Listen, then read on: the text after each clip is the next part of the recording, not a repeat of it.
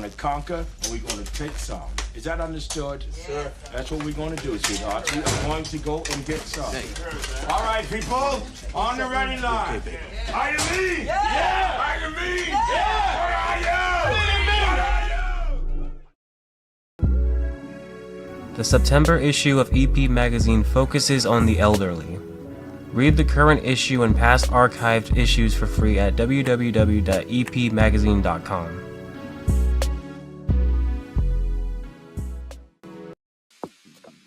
Monotony. It comes in all shapes and sizes. Dull, tedious, just plain boring. But what is this? A contender, perhaps?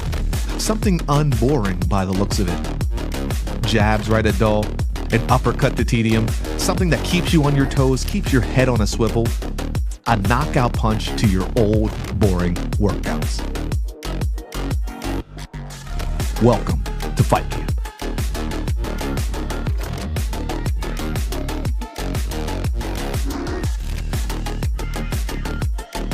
Oscar Mike Radio is a proud podcast partner of Reats Across America Radio, heard every Thursday at 11 a.m. and Sunday at 8 a.m. Eastern.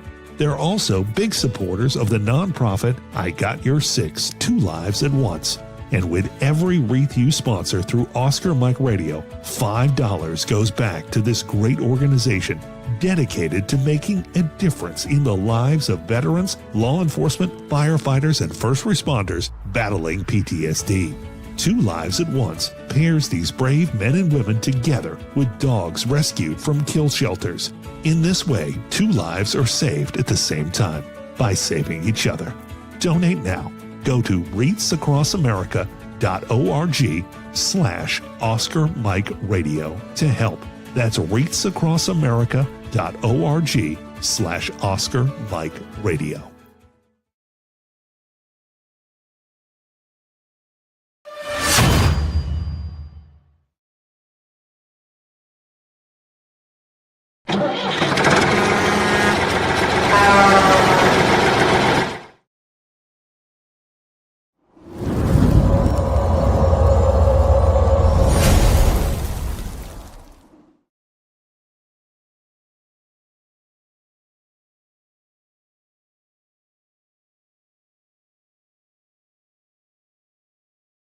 Marines are made for this. Made for the calling only warriors can answer.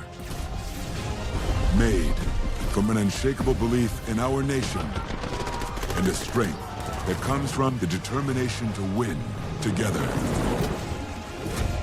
But you'll have to earn your place among us, because you don't join the Marines. You become one.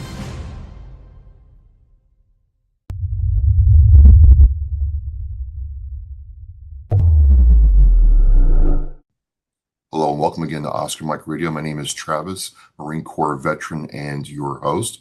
Oscar Mike Radio is co-produced with Sinister Wind Productions. What's your podcast doing? I want to thank my sponsor, Joyce Asack from Asack Real Estate, and my supporters, Kason Shaving Company, Exceptional Parent Magazine, and Fight Camp. This is kind of an ironic show. We're recording this on National PTSD Awareness Day. This is June 27th. 2025.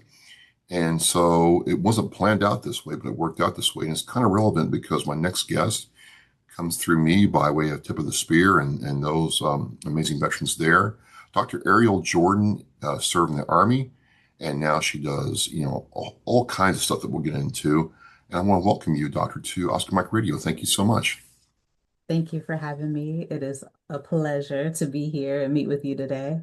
I like to start off with the military side of who you are. You served our country and did that before we get into all the good stuff you did after service, and it's all good. So tell us a little bit about your military experience and how that all worked out for you, Doctor. Yeah, so I joined the military when I was 17. I graduated high school at 16 and didn't want to work at McDonald's anymore. So I was like, get me out of here. And went to the recruiter and told him like how fast can I leave? And I needed to like I grew up in a small town, so I was ready to get out of there and They do must have something. loved you. Oh my gosh, it was rough. It was rough. Actually, I grew up dealing with a lot of racism Oh, and wow. it got old. And I was like, how do I, that's also why I graduated high school so young too, because I worked really hard. Because I was like, I know I have to complete this, but this other noise is not great. So I did finish. And then I was like, what else what does life have to offer me? And that's where I went to the Army recruiter and got out of there. And everybody asked, like, how did you pick Army? And I just went to the closest station and like there was no thought behind it. At age 17, there's no thought behind it. Wait a minute. So you literally, got out of high school a year early and said, I just want to do this, and walked into the recruiting station. Yeah, I had already taken the ASVAB because you could get out of whatever period class it was, and so I was like, oh yeah, I'll go take it. And I actually ended up scoring well because I guess I was reading the questions and answering the responses, but it was cool. My dad was a Navy vet. He was in Vietnam, and I know that like my uncles were in the service and my grandfather on my mom's side was in World War II. And so like I knew there's military background, but it's all the men and there were no women that I knew of that went to the service. So I was doing something completely different and I had to get my parents permission to do it. And they were like my dad was like, no. He was like, absolutely not. And he said there it's no place for a woman. And I took it the wrong way. I took it like I can do anything, and that's not what he meant. That's not what he meant at all. He lived through Vietnam and also he was a black soldier in Vietnam, so that experience was pretty tough for him. So I get where he was coming from now, but as a teenager, no, I was like, no, I'm gonna do it. But I convinced him because there was not many other opportunities there. So him and my mom signed, and then I was off to the army. So you join the Army, you go through boot camp, and what was your MOS when you got out of boot camp in AIT? So I was a 92 golf, which now is a culinary specialist cook. And so I went to culinary school after basic, and that was at Fort Lee.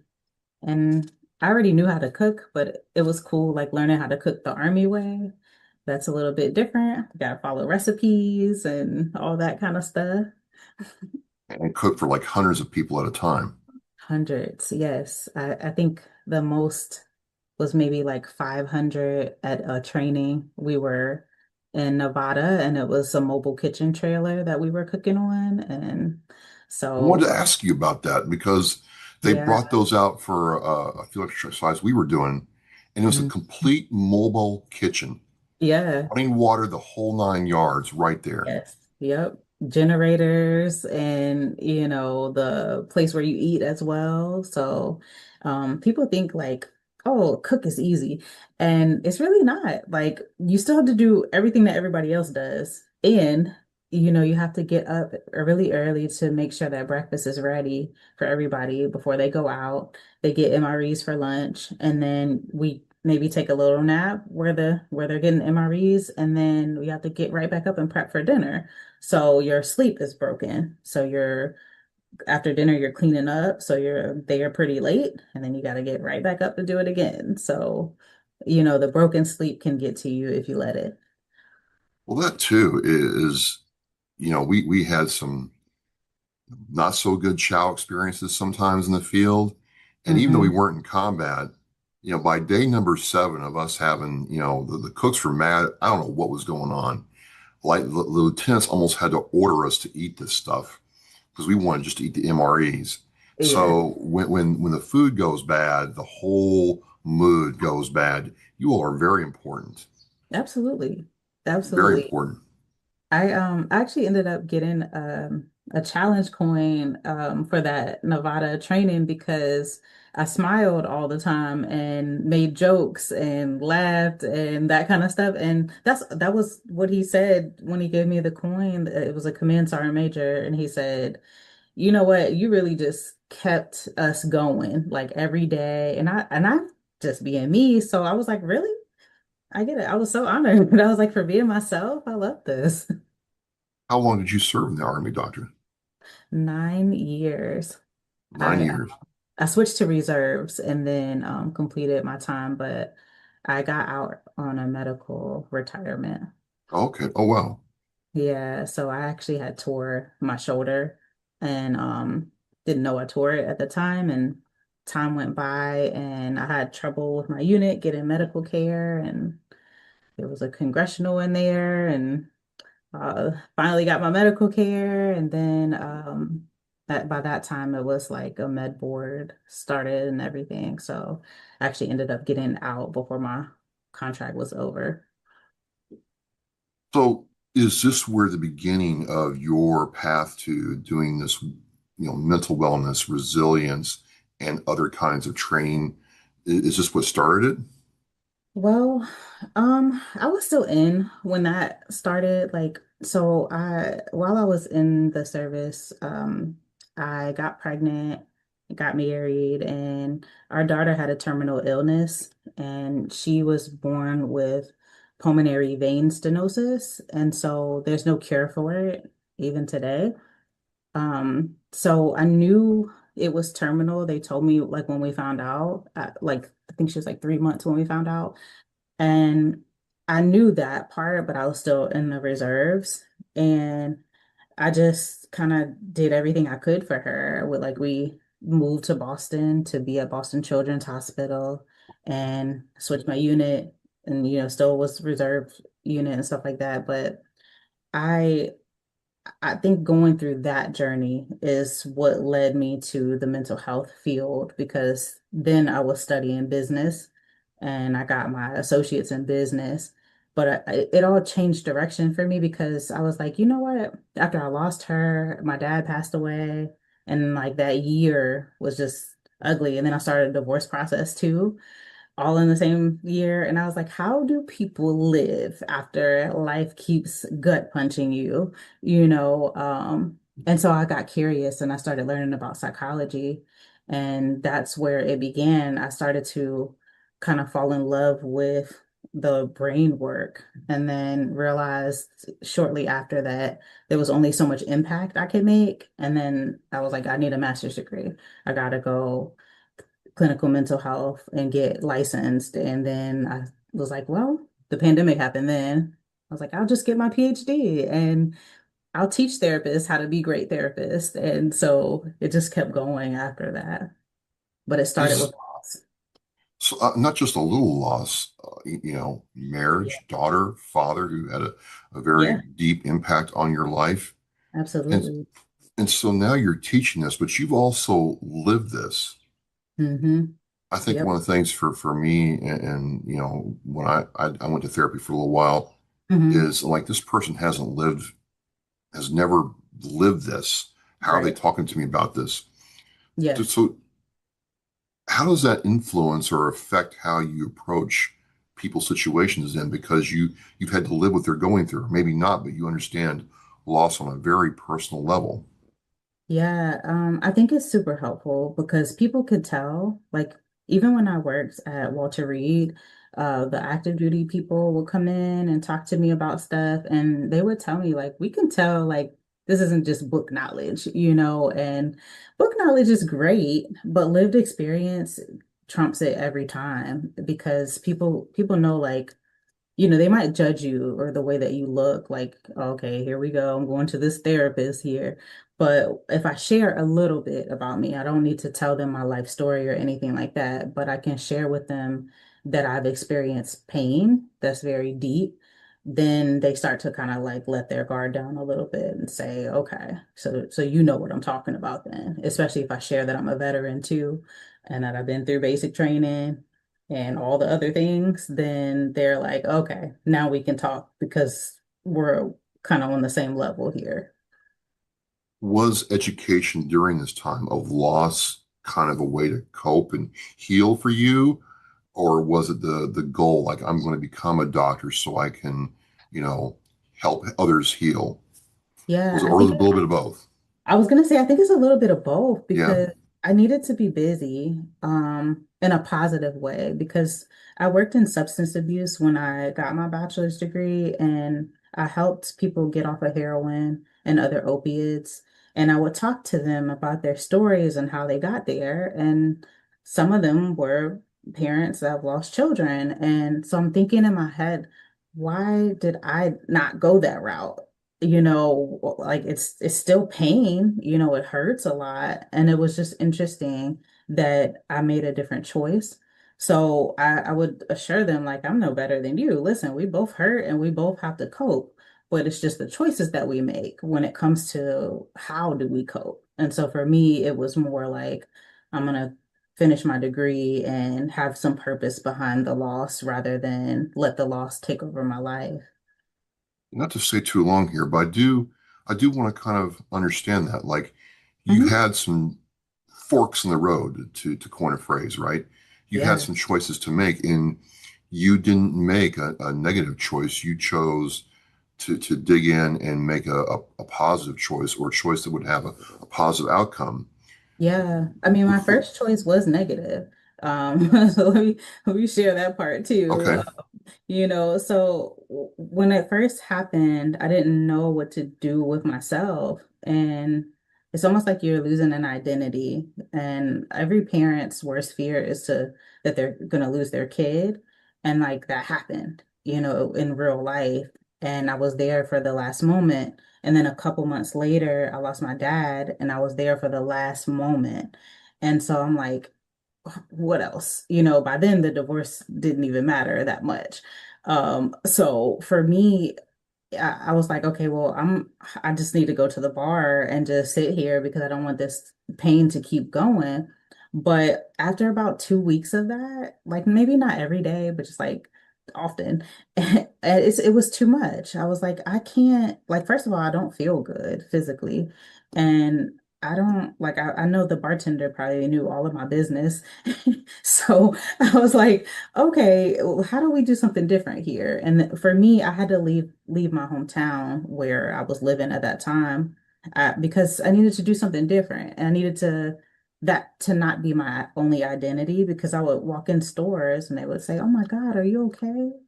I'm like, well, I was trying to be, but actually, no, now I'm not. And so I moved and I went to school on campus at Delaware State. And that's what allowed me to only share that if I wanted to share that because nobody knew me. And so that's what allowed me to focus on the books. And then if I wanted to share that part of me, I could. But if not, I could just keep it to myself. All they knew was I was another student, a transfer student. So you go through this process where you understood you had to remove yourself and put Hmm. yourself in a different environment and then get your doctorate. What started happening to you as you go through your doctorate process, as you're healing from, these, three losses right in a row? Yeah, man, it was hard. I had to look in the mirror. And I mean, I think anytime you're studying like psychology or you're trying to become a therapist, you cannot help but to be different than you started because you have to face your stuff and there's a level of self-awareness that comes with that. And so you can never really be the same. So as I'm going through the program, I'm learning so much about myself and how to cope and how the brain changes with healing, like physical changes, and learning about the neurobiology behind it. And, so there's a lot of like encouragement that's happening, but it's also really, really challenging too, because everything feels like a trigger, and then I'm learning, okay, what do I do with the triggers and how do I get through this? So almost like self-help, but to the extreme.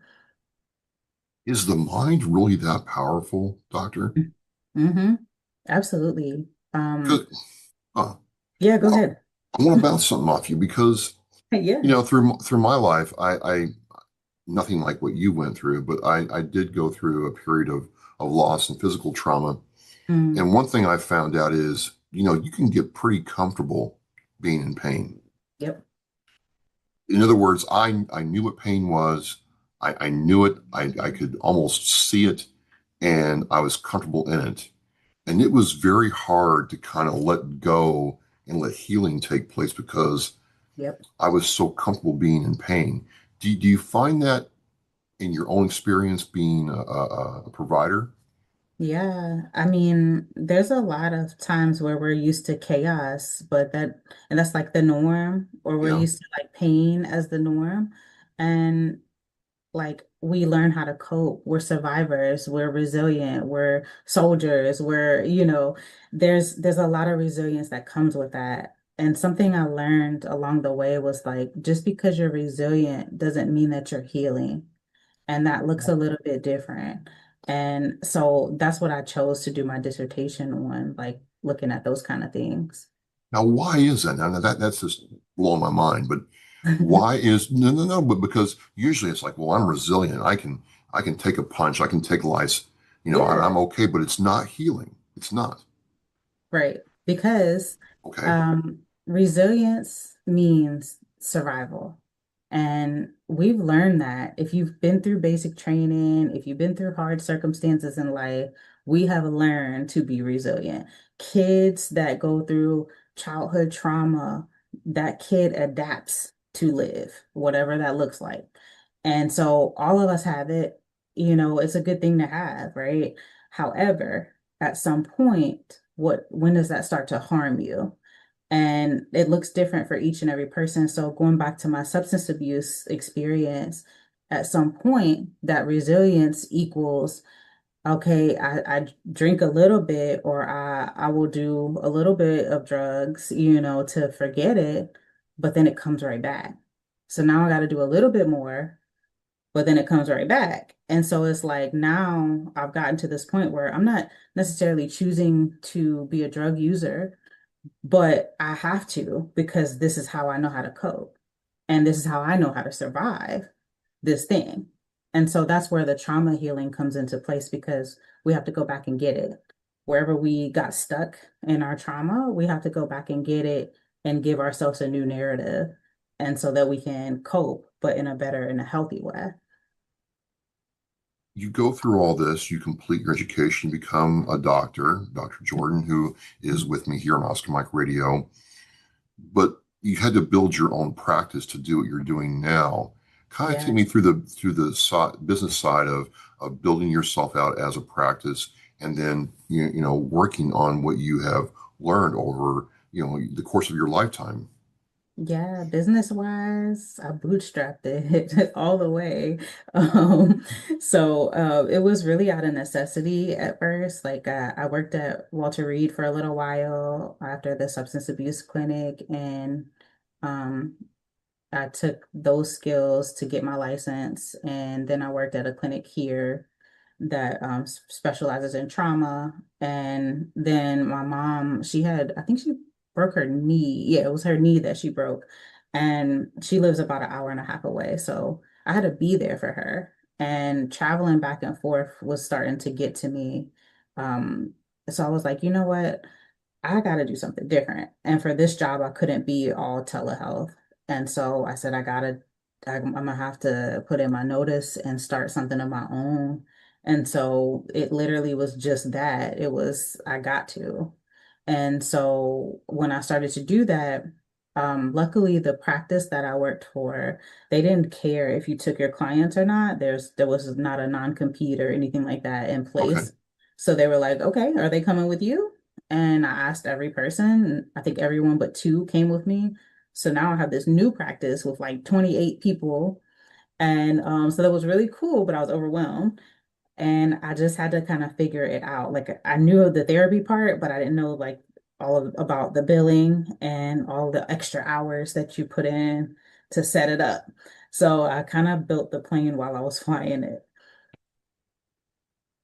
How has all this figured into what you do now then? Because you don't have a typical, medical practitioner experience where you got out of high school, went to college, and, got your master's and got your doctorate. You've taken a very different route.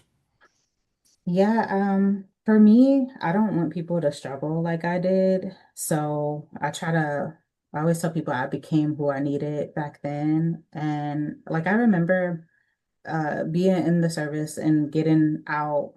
And there was a period where there was a break where I wrote to get out because I wanted to focus on my daughter. And then that was like December 2013, where they granted me the IRR where I could be in the inactive ready reserves. And then January she died. So I was like, put me back in because I don't know what to do with myself. And so like there was a period where I was like, I see why when we get out we struggle because then it's like, what do I do now? And I don't have this backup plan here. And then everybody says go to therapy. So I went to therapy, but my therapy experience was not good. And I was invalidated in my therapy experience. So all of this has helped me because when I show up, I don't ever want people to feel invalidated. And if they do, I want them to tell me so we could talk about it. And I just try to make it so that I walk with them on their journey and they don't have to feel alone. And same thing on the coaching side, like coaching business owners through the mindset stuff that comes up, like the imposter syndrome or the black or white thinking. And I kind of help them through those challenges as well, but more on the coaching. Yeah.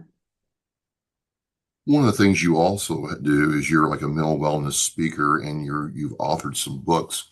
How did Yeah. you get into speaking about this? Is it just another way to offer a service, or is this really something that you want to share your story with others as a way to heal as well? Yeah, I want people to know, like, even if you don't go to therapy, there's other ways that you can get help or feel seen or heard or get tools or tips. The first time I spoke was actually in college, and it was a lupus walk that they were having. And that was the first time I publicly spoke about losing my daughter and how, like, I still had to keep going. And that was when I was in my undergrad program, and I was like, wow, what made me do that? But I think it was to just tell my story. But also I people kept coming up to me afterwards and they were like, thank you for this. This really helped me and inspired me. And now I'm gonna go do this thing. And I'm like, oh, really? Just from what I said just now, you know? And so I realized it had value. And I was just like, okay, I'm gonna maybe I'll write a story. And it took me years to write my book, like 10 years to write my book, because it Oh, was hard wow. because you're going back to the Right. place. And so I was like, okay, this is hard. I need some help. So I ended up getting a book coach and we worked on it together. And finally, I had a published product, but it was hard. Because you're having to experience all that again and then put it down on words. I mean, Yes. you're trying to put that behind you, but it's got to be brought up again. I Mhm. guess for the speaking part of it, it's kind of different for me because generally when I think of a therapist or a mental health professional, the patient's talking to you. You're not talking to, people or the patient. Right. So it's different. It But is. you said people responded to it though, well, right? Yeah, I just spoke last month at Disabled American Veterans headquarters, and they have a Patriot Boot Camp that they do for entrepreneurs. And I was like, I wonder if I could bring the mental health perspective and what how that would be and how that would land. And it was really cool because I created a framework and I shared that with them and it landed. Like you could see the wheels turning and some of the vets they shared in the group setting, they shared some deep stuff. Like a guy there had lost his child and he talked about how he feels like a nervous wreck sometimes. And we were able to kind of talk that through. And then you saw like the group support him too, like telling him like what they do to get through stuff. And it was a whole moment. And I was like, yes, this is why I do what I do. Like it was beautiful. Well, it's kind of one of the things I want to ask you is you have to give of yourself for this kind of work. Yeah, It's not just listening there. You have to lean in and be connected with the person who's coming to you for help. right. Exactly. What's it like walking their journey with them, Dr. Jordan? Oh man, I love it, but it's hard. You know, Yeah. so like if I do something like that, I don't schedule anything else. I need to rest afterwards because I feel very drained when I'm done. But I love it while we're doing it. It's very much you're not alone type of thing. And also let's figure this out together. And that's what changes lives right there is the hope that we plant. And not only the hope that we plant, but the actual skills and tools. Because a lot of people want to know, what do I do? Like, I hear you. I know I'm supposed to feel my feelings, but what do I do when I feel them? And so we take it a step further and they're like, oh, so I can start to practice this. And it's the same thing as skill building, but it's mental. And as you're going through there, I mean, there is a cost, right? I mean, not just the the Mhm. the the, the time and everything, but there is an energy cost. What Yeah. do you more than rest? What do you do to recharge your inner battery so you can keep working in this space? Yeah, I learned like when I was writing my dissertation, I wrote it on um I looked at Black mothers who have lost their only children because that was my story. And so I learned through this process that after I interview each woman and we talk about their grief, and one of the ladies, oh my gosh, her story was very similar to mine. But what I Wow. learned is I had to journal after everyone. I had to keep a reflective journal because their story is not mine. So I don't want to internalize their story, but you do a little bit. So externalizing it would be putting it in the journal and giving it to the journal and then kind of closing it. And that was the closure for me. So I try to do that after events and stuff like that. And there's a lot of gratefulness that I practice. A lot of gratitude comes from these experiences too. So hypothetically, I come to you and say, Dr. Jordan, I'm in this state, X state, I'm not well. I know I need help. I don't know quite what to do. What is your process then to intake that patient and start walking them through this journey? Well, I operate with curiosity. I want to know, like, more specifically what challenges they have. My goal is to know more. So I'm gonna be kind of quiet and just listen to like what's happening for them. So if somebody's coming to me for work stress or something like that in the therapy world, I want to hear more about how it's affecting them. So like most of the time it's like sleep problems, or if somebody's coming like for I'm trying to think of a PTSD case. There was a shooting here that happened, and a person that I got them almost like a year after, so they were actually really struggling with not sleeping, with loss of joy in life, that they don't want to do the things that they used to love doing, and they started to see themselves decline, and they started to see someone that wasn't trauma trained, and that actually made it worse for them. So by the time they got to me, there was a lot of like work that we needed to do to even create safety in their body, because they had such a huge startle response that every time, this was in person, every time the radiator would click, they would almost jump out of their skin. Wow. And so me and him did a lot of work together, and after like I don't know, I do EMDR therapy, so that's the eye movement therapy, and it gets to the trauma center of the brain to help move you forward. And we How's did now, that. now, now, I don't Yeah, know, but how's yeah, that work? it's What's so EMDR stand for? so eye movement desensitization and reprocessing. So Okay. So a lot of words. So I tell people the eye movement therapy. And but what it does is you're following somebody, like Okay. watching their eyes, or you can do tapping. But it stimulates your brain bilaterally, so left and right. Left is mostly logic, right is emotion. So we have to connect that in order for our trauma to move forward. And so with this person, we know how to compartmentalize, right? Because we know how to Right. survive. We put it away. This person put it away, of course, but the put it away was showing up in nightmares and, all type of things that were happening for this individual. Once we go in and we have the bilateral stimulation, it allows the brain to connect with the experience and what happened in a safe environment. And so he doesn't even have to tell me what happened. We just need like a headline. So for instance, one of it was like the shooter's eyes. I still see the shooter's eyes. And so when we do the session, he doesn't have to tell me exactly what's happening, but whatever's happening in his brain is connecting all the dots.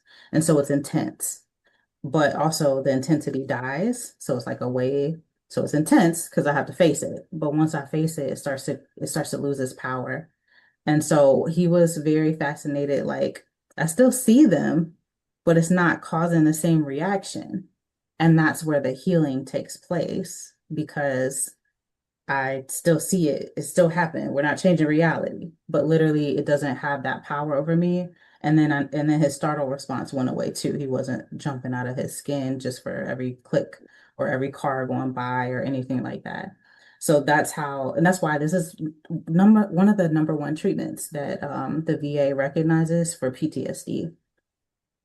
So there was much more work to do, but that was like the start of his work, and it was very beautiful to see that calmness just come over his body.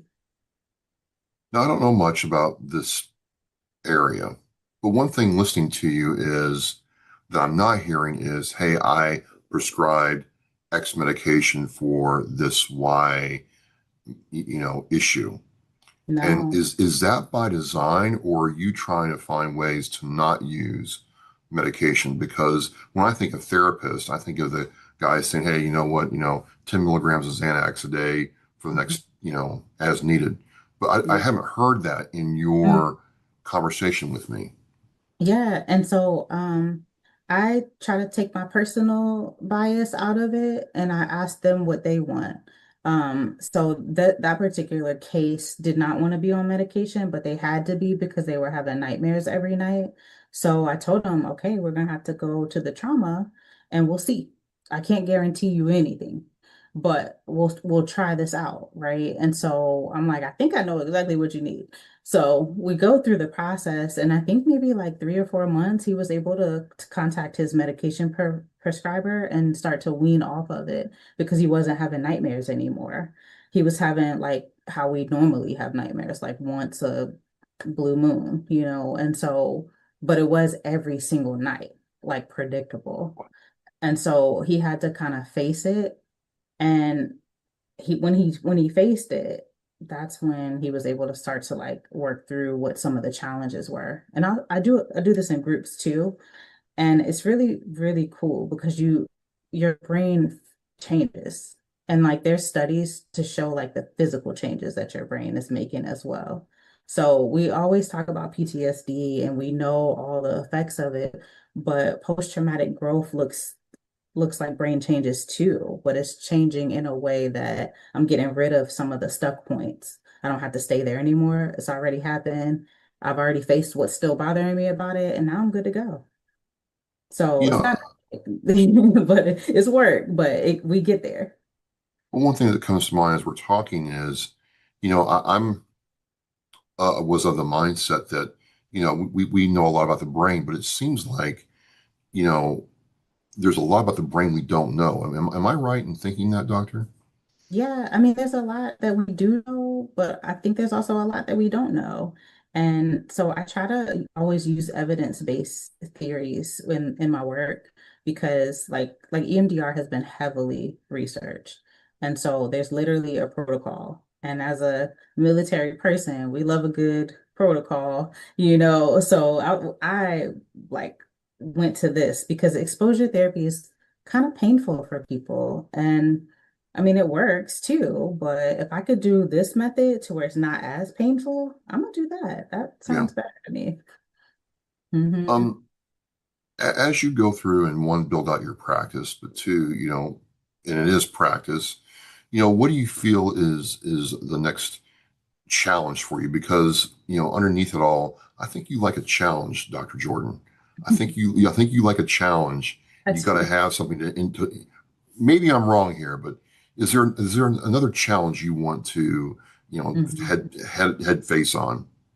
Yeah, I want to do, I'm building my first retreat, and that has been challenging because there's so much that goes into building it and securing the space and all the things. But I don't want it to be a trauma retreat. I want it to be for the veteran or the spouse, the family, first responder, caregiver, like people who they hold all the weight and they need to just put it down for a minute. We can hustle to have our businesses and stuff, but we also need some harmony with that as well. So that's what I want to create. I want to create a space to do that. And that's been my next challenge. And it has been challenging because I need help with this. And so asking for help, right? Learning that we need others and that it's okay to ask. That's been a journey for me. Oh, well, what a different side of the coin, if you will, of in order to heal more, you need to ask for help to heal. Hmm. In other words, become your own patient almost. I'm And just I and saying. I do I seek help too. Like now I'm like, okay, I don't know what this is about, but I need to explore this a little bit because I don't want to stay stuck here because that would keep me from doing my next thing. Yeah, yeah. How can people, I mean, do you just treat locally or do you do telehealth across the nation? I'm asking because if people want to contact you, for treatment, what's the best way to do that? Yeah, so for therapy, I'm licensed in Maryland and Virginia. Yeah. So that license is strictly those two places. So Maryland law says if I treat somebody for therapy, they need to be in the state of Maryland. So that could be telehealth, it could be in person. A lot of times I'll go to like the Veteran Service Center and get like a drop-in space, and we can do that there. But as for like coaching or training or speaking, that can be wherever. Like last year, I spoke at a retreat in South Africa, Oh, and wow. yeah, so I get around if I need to. What was that experience like? Man, it was incredible. I was like, do I have to go home? It was so cool, like welcoming, and this was with other clinicians and a couple people that actually are live and are from South Africa joined us. So it was a really incredible experience. And again, just sharing my story and sharing more on the speaker side of how it resonates with people and to share your story. And that was cool. Awesome, awesome. Um, Mhm. so I'm out there and I want to learn more about you, your services, your books, and your speaking. What's the website to contact you, Dr. Jordan? Yeah, so I put everything in one place. It's bio dot Ariel, Arielle, N for Nicole, Jordan, JORDAN.com. So bio dot Ariel N Jordan.com. Well, I will have that link on the Oscar Mike Radio website post for this podcast. You'll be able to go there and check it out. Um, I think I've learned that really what the mind can conceive, the mind truly can achieve, but also it almost Mhm. sounds like you get people to a point where they can heal themselves almost, if I'm listening to you correctly. That's the key. Um, that's the key. Yeah, like knowing that your brain can heal is incredible. And you might need somebody in the passenger seat to like tell you the directions on how to get there. But essentially, you're doing it yourself, which is what I really love about it too, because I'm not doing it. You're doing the work. And so that's super empowering for you because all you needed was like to to let me guide you there. But once you got there, you're like, huh, that's interesting. This no longer bothers me the way it used to. And some people don't believe it because it happens so fast. And then like I'll check in with them the week after and they're like, this is wild. Did you hypnotize me? And I'm like, no, you were aware of what you were doing the whole time, right? So no, it wasn't. It wasn't hypnotism. What's it like at that point, seeing them accept this and do things they didn't think they could do, or just Mhm. have a better quality of life, doctor? We'll start laughing together because it's kind of funny because I think that we just don't know that this will work.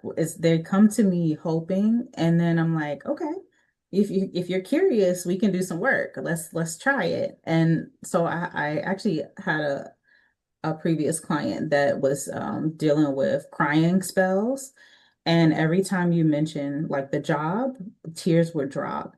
And after one EMDR session, they noticed that I can hear about it, and tears aren't dropping. It still bothers me, but I'm not crying.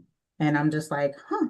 And that was like 1 week later. So it's really cool to see it happen because I know what the outcome is going to be. It's going to be better, but I don't know exactly how it's going to be better. And then when they report back, well, I noticed I took a pause before I went from 0 to 100. That's the kind of stuff that they notice, and that's the real like lifelong changes that they'll take with them forever. So the change is forever. You can heal yourself. You just got to be curious enough to want to do the work. Fantastic. Yeah. Well, I want to thank you for coming on Oscar Mike Radio and sharing with us. I have just, I'm going to go back during editing and just really have to slow this down and play it a couple times. But I've learned a lot, Doctor, and I want to thank you for coming on. Thank you for having me. I love to have these type of conversations and just encourage people that if you want to try something different, if you get it from a talk that you went to, if you get it from a book, or if you get it from individual or group therapy, whatever way you get it, just get it, because we can live well. We can live better, Absolutely. Absolutely. Well, again, I'm going to have your link, Doctor, in the Oscar Mike Radio show post. Reach out to Dr. Jordan. Also, hey, are your books for sale? Yeah, so I'm on Amazon, and that bio.ariellandjordan.com has those links as well. Awesome. Well, I'll have a couple of those links in the show post as well. I'm interested in checking out your authorship and what you've done. And as I want to say here in Oscar Mike Radio, I hope you've learned something. And we're going to close this out with Mission Flight. Thank you very much.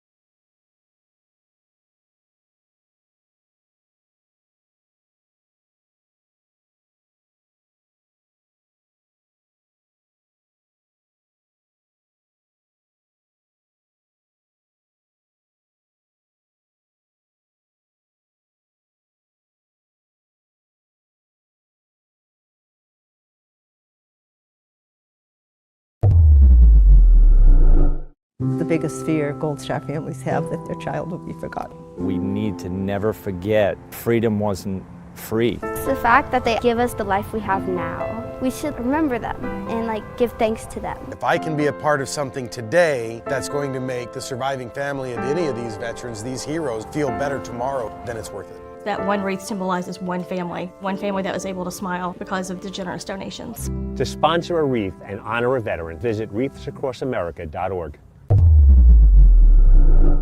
Thank you for listening and watching Oscar Mike Radio, where our active duty service members and veterans are in action and the mission is in flight. Oscar Mike Radio is an oversized load Co-Sinister One production. If you are a veteran or know a veteran who needs help, please dial 988 and press 1 for the Veterans Crisis Line.